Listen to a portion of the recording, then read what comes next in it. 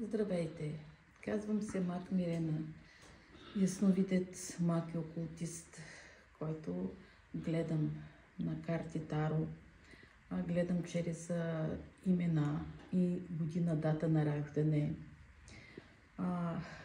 Работя с восъколеене, с леене на куршум при оплашени деца, при оплашени хора, които са прекарали през тежки събития.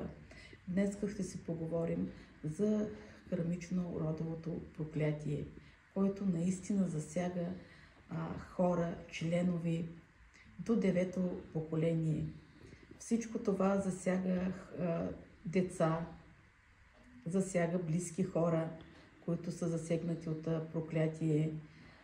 Много са хората по света, които са засегнати от всичко това. Наскоро работя с един случай, една жена, която иска, държи на семейството си, но тормози през цялото време и съпруга си, и децата си, и близките около нея, които наистина е изнамарила всичко, и работа, и семейство. И слава на Бог, успях да туширам всичко това чрез моите методи, чрез ритуалите, чрез восъколеенето.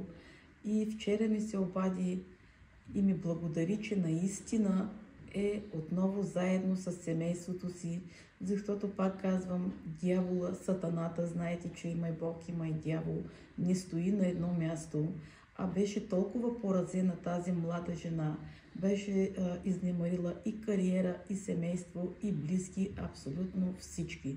Но слава на Бог, чрез моите ритуали и восъколеене успях да туширам абсолютно всичко. Много са хората, които са засегнати, било от проклятие, било от безкъсметие.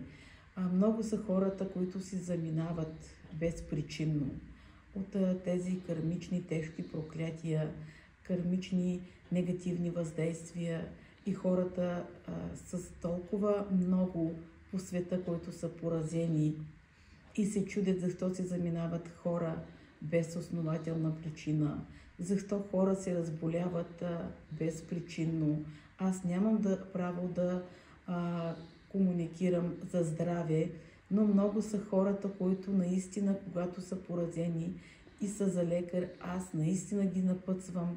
Медицината е толкова добра, толкова е напрегнала, че винаги отпращам моите клиенти, когато отварям дадена картина, аз виждам, че те са за лекар и ги напътствам към лекар.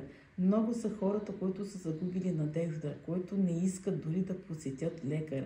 Но слава на Бог, чрез моите ритуали успявам да постигам това, което хората искат и търсят от мен. Но пак казвам, те трябва да са позитивно настроени, наистина да имат нужното търпение, да не стигат на половината резултати и да се обръщат към други. Тогава вече всичко това става едно натрупано кълбо. Доста пъти съм го споменавала и пак ще го споменавам.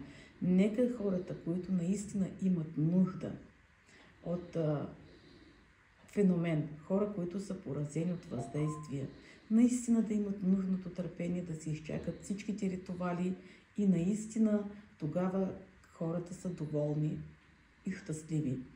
Има хора, които са загубили всякаква надежда. Хора, които не общуват нето с близки, нето с роднини, нето с семейство. Затварят се в себе си, губят надежда за живот и това е, пак казвам, сатаната, дяволската атака, който не ги допуска. Но слава на Бог, когато един член от семейството се обърне към мен, аз успявам отново да дам надежда, да дам смисъл на даден човек, който да продължи живота си напред. Много са хората, които са преминали през тежки събития, които не мога да ги споменавам тук, които наистина са много наранени от живота, хора, които много са ги наранили. Но когато се обръщат към мен за помощ, първата ми работа е да успокоя даден човек, така да направя чрез моите ритуали и моите методи, които аз не искам да ги коментирам тук, защото много са обикновените гадатели, които наистина копират